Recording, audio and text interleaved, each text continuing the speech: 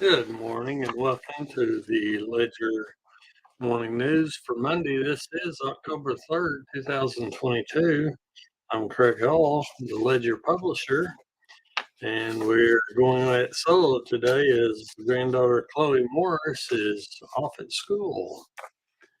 And that Ledger Morning News thing is kind of in the way of what to do with it today. If you need assistance with anything, please feel free to text the Ledger at 918. Guess I could just back up a little bit. At 918-626-1215. If you want to get our daily update and breaking news alerts, text Ledger at 844-673-0508. This is the 276th day of the year. There are only 89 days left in 2022 if you're keeping track of those numbers. To invite me to your New Year's Eve party, I must say that I will probably not be awake in time that late, so you'll probably have to go solo. If you haven't already, please support us by subscribing to the Ledger at heathenledger.com. Also, please share this with anybody you think might be interested. If you don't care for it, let me know why, and we'll try and get Chloe to do a better job next time. On YouTube, please subscribe, hit the notification bell, and like the video. Then we will like you and think you're a cool person. Seriously. Here's today's Bible verse. There's no one holy like the Lord. There's no one beside you. There is no rock like our God. Comes from Samuel 1, chapter 2, verse 2. Even our school menu for today was for breakfast. They had sausage biscuits, and for lunch they're going to have spaghetti and whatever batter bread is. Here's today's corny joke of the day. Did you hear the song of the tortilla? Actually, it was more of a rap. Thank you. We will be here all week. The Floyd County Commissioners met at 9 o'clock today, and among the items to be discussed were to buy a fire truck to benefit the Worcester Fire Department, and also to do drug testing on county employees. Poto Industrial Authority, Public Works Authority, and City Council also met at 7 at Poto City Hall at 111 Peters at 7 p.m. this evening for their monthly meetings. Panama is the new top offensive scoring team in Floyd County, while Poto remains the toughest team to score against through Week 5 games. Panama took over the top place from Pecola, is averaging at 36.2 points per game and barely edging out Pecola at 34.3 and Heavener at 29.8. Poto allows only 16.6 points per game on defense, and they're barely ahead of Spiral, Panama, and Pecola. Today's weather, as you can probably tell, it is currently, let's see what the temperature is, but it's nice outside. It high today is supposed to be 80 degrees with low 46. Sunrise was at 7:14 and sunset is at 6:58. In addition, the county commissioners meeting at 9 o'clock. Funeral service for Sandra K. Thompson is today. Evening Lions Club meet at 5 p.m.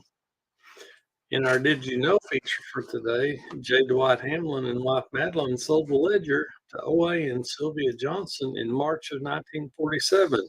The Johnsons had been publishing the paper at Sparrow. Their family held on to the paper until 2014 when we purchased it. People kayaking in top news stories today. People kayaking down streets that were passable just a day or two earlier. Hundreds of thousands of people without power, and National Guard helicopters are flying rescue missions to residents still stranded on Florida's barrier islands. Days after Hurricane Ian carved the path of destruction from Florida to the Carolinas, the dangers persisted and even worsened in some places. It was clear the road to recovery from this monster storm will be long and painful.